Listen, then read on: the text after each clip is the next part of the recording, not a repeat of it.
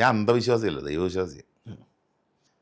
ഇലാമാപ്പഴം കഴിച്ച് ഇപ്പോൾ അന്ധത ബാധിച്ചവരാണ് നമ്മളുടെ ഇപ്പോഴത്തെ മനുഷ്യ സമൂഹം. അറിയോ പടം? ഗുരു. ഗുരു ലാലേട്ടൻ്റെ. ദേവസംഗീതം നീയല്ലേ, ആ പാട്ടൊക്കെ ഉള്ളത്.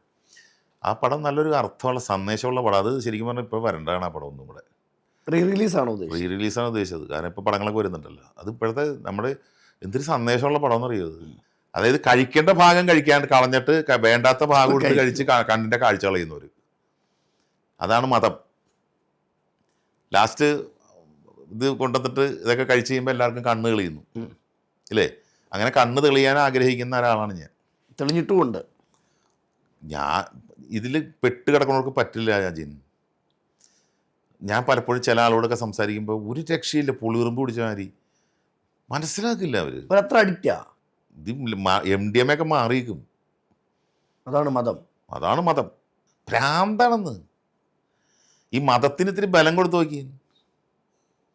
മതം അതിന് ബലം കൊടുത്ത മതം എന്താണ് അർത്ഥം? ഭ്രാന്ത്. ഭ്രാന്ത് എന്നാണ് അർത്ഥം മതത്തിൻ്റെ. ആനയ്ക്ക് മതം പൊട്ടി എന്ന് പറയില്ലേ?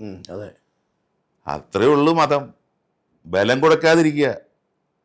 അതിന് ഇത്തിരി പ്രസ് ചെയ്ത് കഴിഞ്ഞാൽ മതമായി, അത് ഭ്രാന്തായി.